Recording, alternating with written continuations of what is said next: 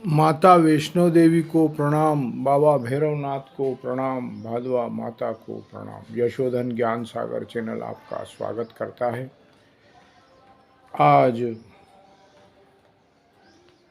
वैशाख मास की एकम और चैत्र मास की पूर्णिमा दोनों ही साथ में है, तो श्री सत्यनारायण व्रत कथा प्रारंभ करता हूँ, श्रवण करें। पहला अध्याय। एक समय योगी राज नारद जी दूसरों के हित की इच्छा से अनेक लोकों में घूमते हुए मृत्युलोक में आ पहुँचे। यहाँ अनेक योनियों में जन्मे हुए प्रायः सभी मनुष्यों को अपने कर्मों द्वारा अनेकों दुखों से पीड़ित देखकर सोचा, किस यत्न के करने से निश्चय ही दुखों का नाश हो सकेगा। ऐसा मन में सोचकर विष्णु लोक को गए। वहाँ श्वेत वर्ण और 4 भुजाओं वाले देवों के ईश नारायण को, जिनके हाथों में शंख चक्र गदा और पद्म थे तथा वरमाला पहने हुए थे, देखकर स्तुति करने लगे। हे भगवान, आप अत्यंत शक्ति से संपन्न हैं।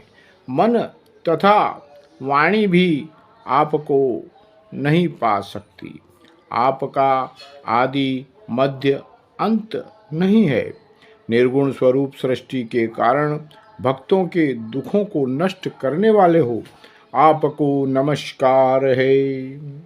नारद जी से इस प्रकार की स्तुति सुनकर भगवान विष्णु बोले, हे मुनि श्रेष्ठ, आपके मन में क्या है? आपका किस काम के लिए आगमन हुआ है? निसंकोच कहो। तब नारद मुनि बोले, मृत्युलोक में सब मनुष्य जो अनेक योनियों में पैदा हुए हैं, अपने अपने कर्मों द्वारा अनेक प्रकार के दुखों से दुखी हो रहे हैं।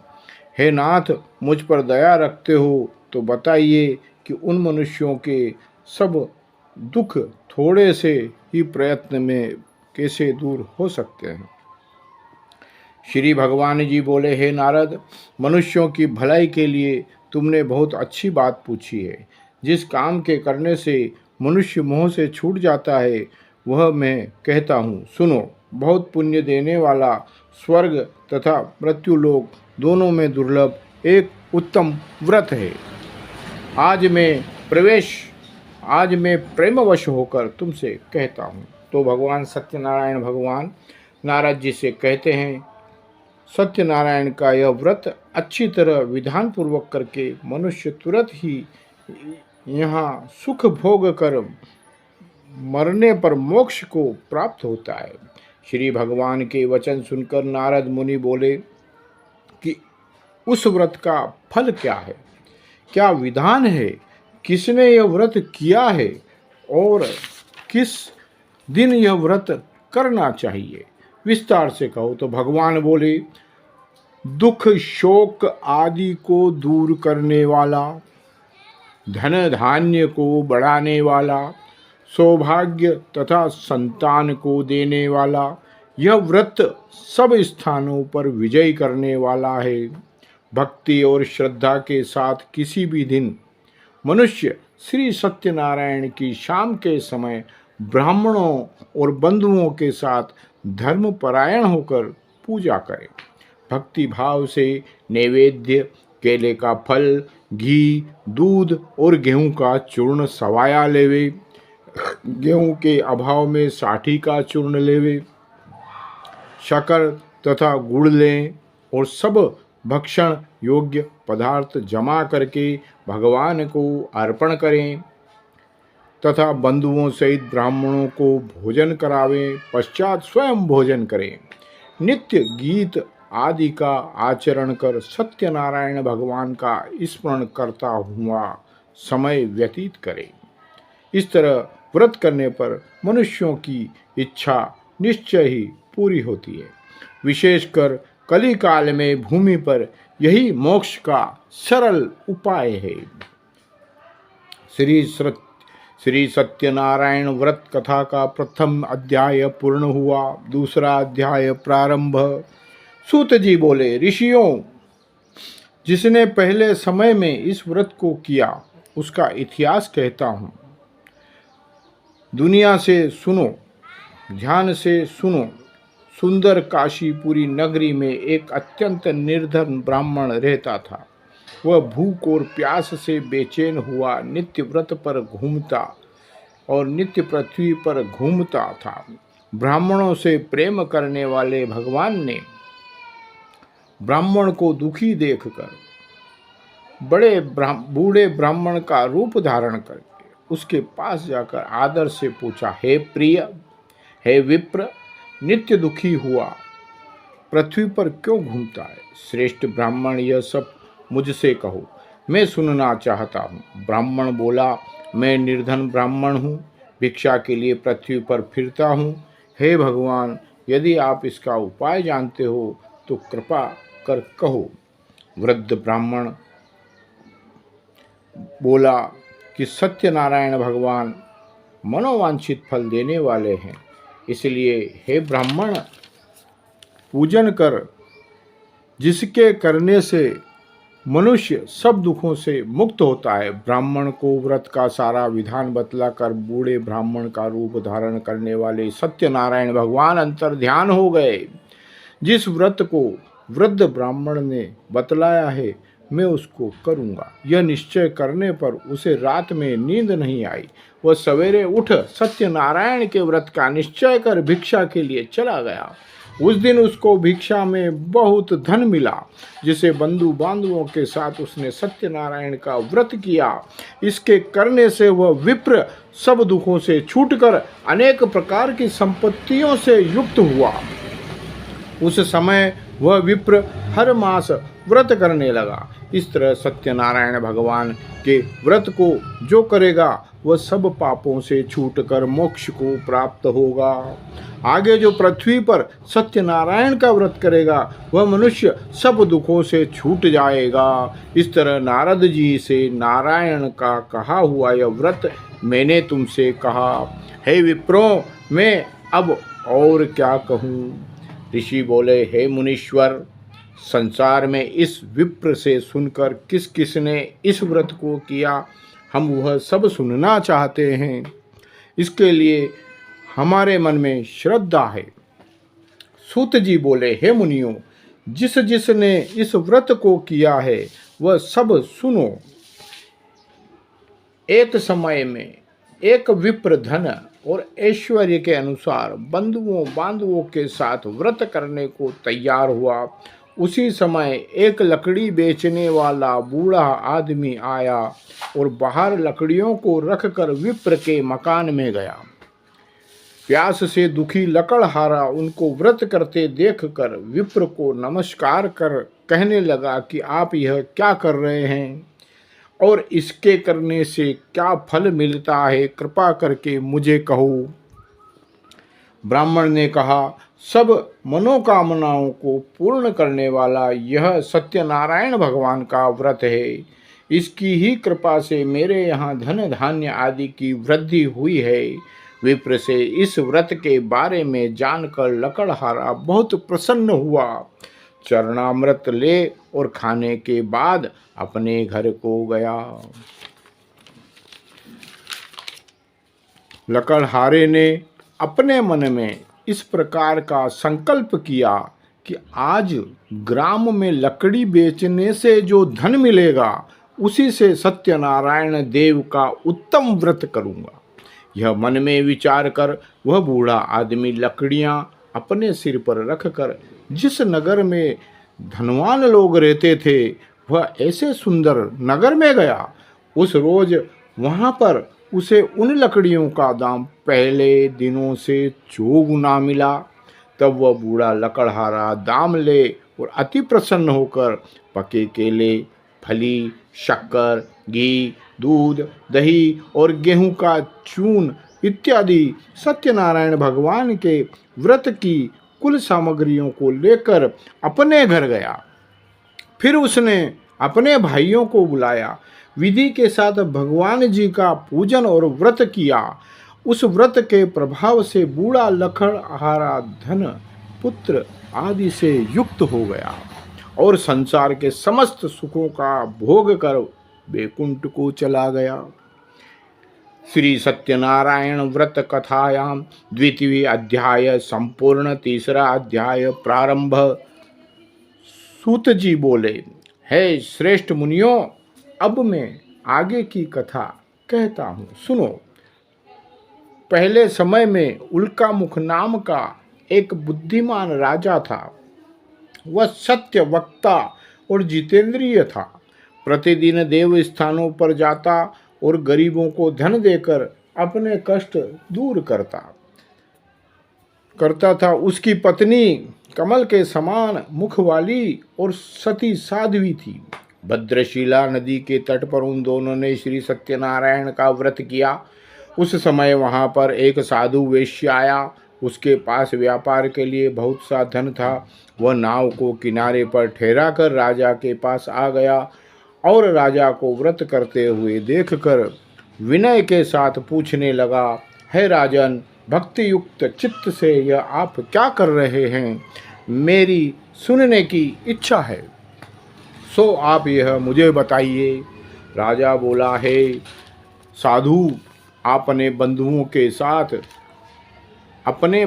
के साथ पुत्रादि की प्राप्ति के लिए एक महाशक्तिमान सत्यनारायण भगवान का व्रत पूजन किया जा रहा है। राजा के वचन सुनकर साधु आदर से बोला, हे राजन, मुझसे इसका विधान कहो। मैं भी आपके कथा अनुसार इस व्रत को करूँगा। मेरी भी कोई संतान नहीं है और इससे निश्चय ही होगी। राजा के सब विधान सुन व्यापार से निवृत्त हो वह आनंद के साथ अपने घर गया। साधु ने अपनी पत्नी स्त्री से संतान देने वाले उस व्रत का समाचार सुनाया और कहा कि जब मेरे संतान होगी तब मैं इस व्रत को करूँगा। साधु ने ऐसे वचन अपनी स्त्री लीलावती से कहे।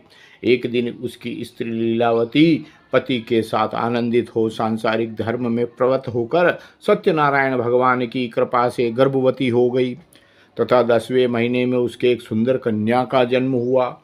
दिनों दिन वह इस तरह बढ़ने लगी जैसे शुक्ल पक्ष का चंद्रमा बढ़ता है। कन्या का नाम कलावती रखा गया। तब लीलावती ने मीठे शब्दों में अपने पति से कहा कि जो आपने संकल्प किया था कि भगवान का व्रत करूँगा, अब आप उसे करिए। साधु बोला, हे प्रिय, इसके विवाह पर करूँगा। इस प्रकार अपनी पत्नी का आश्वासन दे वह नगर को चला गया। कलावती पितृ ग्रह में वृद्धि को प्राप्त हो गई। साधु ने जब नगर में सखियों के साथ अपनी पुत्री को देखा तो तुरंत ही दूत को बुला करके कहा कि पुत्री के लिए कोई सुयोग्य वर देख करके लाओ। साधु की आज्ञा पाकर दूत कंचन नगर पहुंचा और वहां से खोज कर और देखभाल कर अपनी लड़की के लिए सुयोग्य वणिक पुत्र को ले आया। उस सुयोग्य लड़के को देखकर साधु ने अपने बंधु बांधवों सहित प्रसन्न चित्त अपनी पुत्री का विवाह उसके साथ कर दिया। किंतु दुर्भाग्य से विवाह के समय भी उस व्रत को करना भूल गया। तब श्री भगवान क्रोधित हो गए और श्राप दिया कि तुम्हें दारुण दुख प्राप्त होगा। अपने कार्य में कुशल साधु बनिया जामाता सहित समुद्र के समीप स्थित रत्नपुर नगर में गया और वहां दोनों सास ससुर जमाई चंद्र केतु के राजा के उस नगर में व्यापार करने लगे। एक रोज भगवान सत्यनारायण की माया से प्रेरित होकर चोर राजा का धन चुरा कर भागा जा रहा था, किंतु राजा के दूतों को आता देखकर चोर ने घबरा कर भागते हुए राजा के धन को वहीं चुपचाप रख दिया जहां वो ससुर जमाई ठहरे हुए थे। जब दूतों ने उस साधु वेश्य के पास राजा के धन को रखा देखा तो दोनों बांधकर हाथ और ले गए और प्रसन्नता से दौड़ते हुए राजा के समीप जाकर बोले कि ये दो चोर हम पकड़कर लाए हैं, देख कर आज्ञा दें। तब राजा की आज्ञा से उनको कठिन कारावास में तत्काल डाल दिया और उनका धन छीन लिया। सत्यनारायण भगवान के श्राप द्वारा उनकी पत्नी भी घर पर बहुत दुखी हुई और घर पर जो धन रख गया था चोर चुरा कर ले गए। शारीरिक व मानसिक पीड़ा तथा भूख प्यास से अति दुखित हो अन्न की चिंता में कलावती एक ब्राह्मण के घर गई। वहां उसे सत्यनारायण भगवान का व्रत होते देखा। फिर कथा सुनी तथा प्रसाद ग्रहण कर रात को घर आई। माता ने कलावती से कहा, हे पुत्री, अब तुम कहाँ रह रही, अब तक कहाँ रही, वह तेरे मन में क्या चल रहा है, बता। कलावती बोली, हे माता, मैंने एक ब्राह्मण के घर श्री सत्यनारायण भगवान का व्रत देखा। कन्या के वचन सुनकर लीलावती भगवान के पूजन की तैयारी करने लगी। लीलावती ने परिवार और बंधुओं सहित श्री सत्यनारायण भगवान का पूजन व्रत किया और वर मांगा कि मेरे पति और दामाद शीघ्र यहाँ आ जावे। साथ ही प्रार्थना की कि हम सबका अपराध क्षमा कीजिए। सत्यनारायण भगवान का इस व्रत के संतुष्ट हो गए भगवान और राजा चंद्रकेतु को स्वप्न में दर्शन देकर सत्यनारायण भगवान ने राजन को कहा, दोनों वेश्यों को प्रातः ही छोड़ दो और उनका सब धन तुमने जो ग्रहण किया है दे दो, नहीं तो तुम्हारा धन राज्य पुत्र आदि नष्ट कर दूंगा। राजा ने ऐसे वचन सुनकर भगवान अंतर ध्यान हो गए। प्रातःकाल राजा चंद्रकेतु ने सभा बुलवाई, अपना सपना सुनाया और फिर दोनों वाणिक पुत्रों को कैद से मुक्त कर सभा में बुलाया। दोनों ने आते ही राजा को नमस्कार किया। राजा मीठे वचनों से बोला, हे महानुभावों, भावी वश ऐसा कठिन दुख प्राप्त हुआ। अब तुम्हें कोई भय नहीं है, अब तुमको कोई मारेगा नहीं। ऐसा कर राजा ने उनको नए नए वस्त्राभूषण पहनाए तथा उनका जितना धन लिया था उससे 2 गुना धन देकर आदर से विदा किया। दोनों वेश्य अपने घर को चल दिए। श्री सत्यनारायण व्रत कथायाम तृतीय अध्याय संपूर्णम। चौथा अध्याय प्रारंभ। सूत जी बोले, वेश्य ने मंगलाचरण करके यात्रा आरंभ की और अपने नगर को चला। उनके थोड़ी दूर निकलने पर दंडी वेशधारी सत्यनारायण उनसे पूछा, हे साधु, तुम्हारी नाव में क्या है? अभिमानी वणिक हंसता हुआ बोला, हे दंडी, आप क्यों पूछते हो? क्या धन लेने की इच्छा है? मेरे नाव में तो बेल और पत्ते भरे हैं। वेश्य का कठोर वचन सुनकर भगवान ने कहा, तुम्हारा वचन सत्य हो। ऐसा दंडी कहकर वहाँ से चले गए। कुछ दूर जाकर समुद्र के किनारे बैठ गए। दंडी के जाने पर वेश्य ने नित्य क्रिया करने के बाद नाव को ऊंची उठी देखकर अचंभा किया तथा नाव में बेल पत्ते आदि देखकर मूर्छित हो जमीन पर गिर पड़ा। फिर मूर्छा खुलने पर अत्यंत शोक प्रकट करने लगा तथा उसका दामाद बोला कि आप शोक न करें, यह दंडी का श्राप है, अतः उनकी शरण में चलना चाहिए, तभी हमारी मनोकामना पूर्ण होगी। दामाद के वचन सुन वह दंडी के पास पहुंचा और अत्यंत भक्तिभाव से नमस्कार करके बोला, मैंने जो आपसे असत्य वचन कहे थे उनको क्षमा कीजिए। ऐसा कहकर महान शोकातुर हो रोने लगा। तब दंडी भगवान बोले, हे वणिक पुत्र, मेरी आज्ञा से बार बार तुम्हें दुख प्राप्त हुआ है, तुम मेरी पूजा से विमुख हो। साधु बोला, हे भगवान, आपकी माया से ब्रह्मा आदि भी आपके रूप को नहीं जानते हैं, तब मैं अज्ञानी कैसे जान सकता हूँ? आप प्रसन्न होइए, मैं सामर्थ्य के अनुसार आपकी पूजा करूँगा, मेरी रक्षा कीजिए और पहले के समान नौका में धन भर दीजिए। उसके भक्ति युक्त वचन सुनकर भगवान प्रसन्न हो उसकी इच्छा अनुसार वर देखकर अंतर ध्यान हो गए। जब उन्होंने वर दिया और प्रभु अंतर ध्यान हो गए, तब उन्होंने नाव पर आकर देखा कि नाव धन से परिपूर्ण है। फिर वह भगवान सत्यनारायण का पूजन कर साथियों सहित अपने नगर को चला। जब अपने नगर के निकट पहुंचा तब दूत को घर भेजा। दूत ने साधु के घर जा उसकी स्त्री को नमस्कार कर कहा, साधु अपने दामाद सहित इस नगर के समीप आ गए हैं। ऐसा वचन सुन साधु की स्त्री ने बड़े हर्ष के साथ सत्यदेव का पूजन कर पुत्री से कहा, मैं अपने पति के दर्शन को जाती हूँ, तू कार्य पूर्ण कर शीघ्र आ। माता के ऐसे वचन सुनकर कलावती प्रसाद छोड़कर पति के पास गई।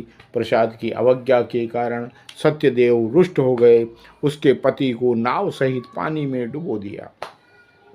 कलावती अपने पति को न देखकर रोती हुई जमीन पर गिर गई। इस तरह नौका को डूबा हुआ तथा कन्या को रोता हुआ देख साधु दुखित हो बोला, हे प्रभु, मुझसे या मेरे परिवार से जो भूल हुई है उसे क्षमा करो। उसके दिन वचन सुनकर सत्यदेव प्रसन्न हो गए और आकाशवाणी हुई, हे साधु, तेरी कन्या मेरे प्रसाद को छोड़कर आई है, इसलिए इसका पति अदृश्य हुआ है। यदि आप घर जाकर प्रसाद खाकर लौटे तो इसे प्रति अवश्य मिलेगा, इसका पति इसको मिल जाएगा। ऐसी आकाशवाणी सुनकर कलावती ने घर पहुंचकर प्रसाद खाया, फिर आकर पति के दर्शन किए। तत्पश्चात साधु ने बंधु बांधवों सहित सत्यदेव का विधि पूर्वक पूजन किया। इस लोक का सुख भोग कर अंत में स्वर्ग लोक को प्राप्त हुआ। श्री सत्यनारायण व्रत कथायाम चतुर्थ अध्याय समाप्त। पांचवा अध्याय प्रारंभ। सूत जी बोले, हे ऋषियों, मैं और भी कथा कहता हूँ, सुनो। प्रजा पालन में लीन तुंगध्वज नाम का एक राजा था। उसने भी भगवान का प्रसाद त्याग कर बहुत ही दुख पाया। एक समय वन में जाकर वन्य पशुओं को मारकर बड़ के पेड़ के नीचे आया। वहाँ उसने ग्वालों को भक्ति भाव से बांधवों सहित सत्यनारायण भगवान की पूजन करते हुए देखा। राजा देखकर भी अभिमानवश वहाँ नहीं गया और न ही उसने नमस्कार किया। जब ग्वालों ने भगवान का प्रसाद उसके सामने रखा तो वह प्रसाद को त्याग कर अपनी नगरी को चला गया। वहाँ उसने अपना सब कुछ नष्ट पाया तो वह जान गया कि यह सब भगवान ने किया है।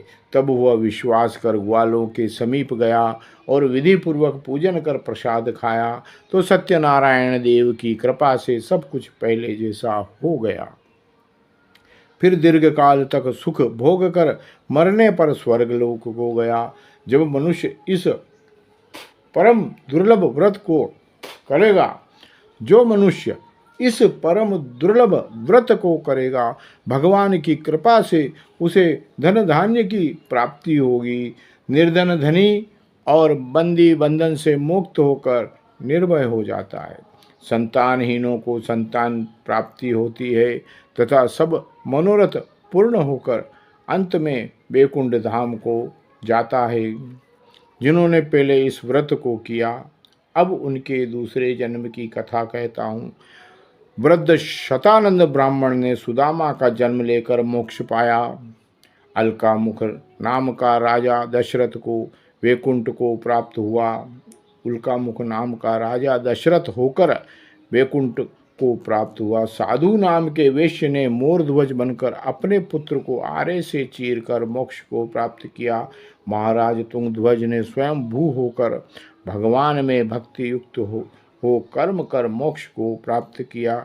श्री सत्यनारायण भगवान कथा का पंचमा अध्याय संपूर्ण हुआ।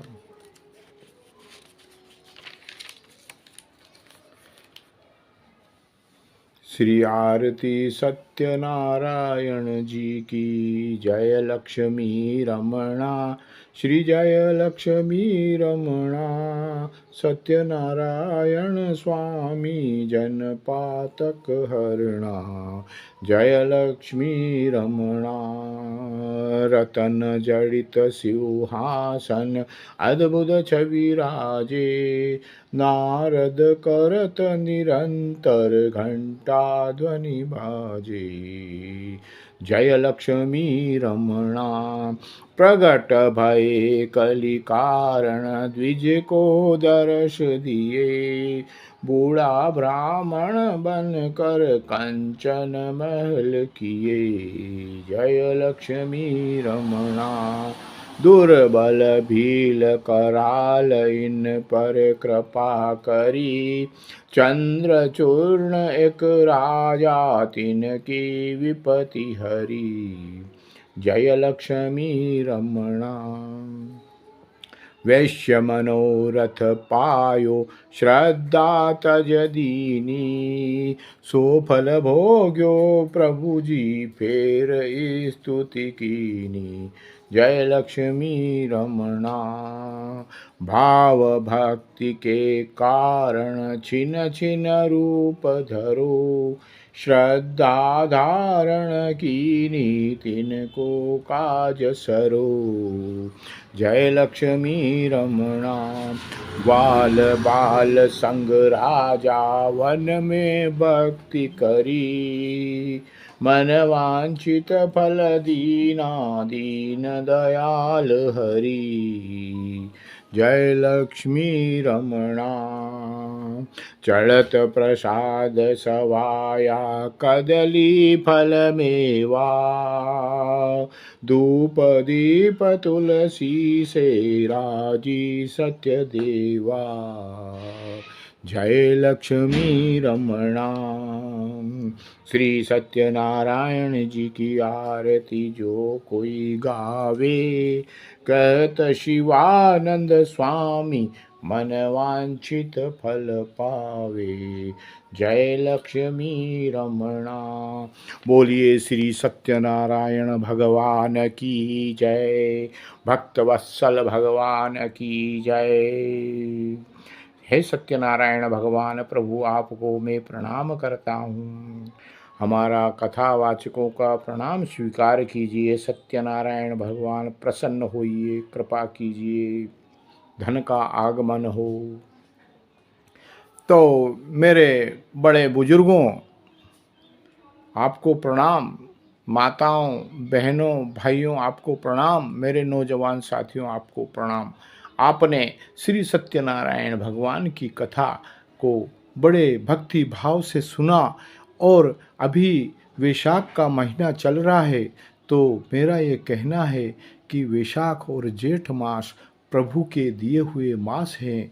इसमें आप अपने घर में संध्या काल में अपने श्रद्धा भाव से सत्यनारायण भगवान की कथा करें, और कथा करके बंधुओं बांधवों को भोजन प्रसादी करवाएं, और फिर स्वयं भोजन प्रसादी करेंगे तो आपके घर में धन धान्य की वृद्धि होगी और सुख समृद्धि की प्राप्ति होगी। दरिद्रता घर से चली जाएगी और लक्ष्मी नारायण भगवान श्री सत्यनारायण भगवान आपके घर में विराजमान होकर करे आपके घर में सुख शांति सदा बनाए रखेंगे। यह मैं आपसे प्रार्थना करता हूँ, और मैं भगवान सत्यनारायण भगवान से यही प्रार्थना करता हूँ कि जहाँ पर आपकी कथा चले प्रभु, वहाँ आप विराजमान होकर के उस घर के अंदर धन धान्य प्रदान कर दीजिए, और कथा श्रवण करने वाले को आनंद मंगल कर दीजिए। उस परिवार में सुख समृद्धि प्रदान कीजिए, हमारे घर में सुख समृद्धि प्रदान कीजिए। श्री सत्यनारायण भगवान की जय।